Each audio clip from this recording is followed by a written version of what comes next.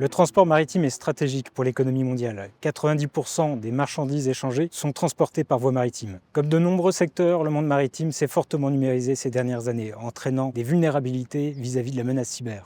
Un navire, un port, un champ d'éoliennes offshore ne peuvent pas être sécurisés de la même manière qu'une usine. Le secteur maritime demande une approche spécifique en matière de cybersécurité. Fort de ces constats, l'association France Cyber Maritime a été créée en 2020 avec pour mission de contribuer au renforcement de la cybersécurité du secteur maritime et portuaire à travers deux objectifs. Premièrement, aider le secteur maritime à trouver des solutions de cybersécurité adaptées à ses besoins. Deuxièmement, alerter et assister le secteur en opérant le MCERT, Maritime Computer Emergency Response Team.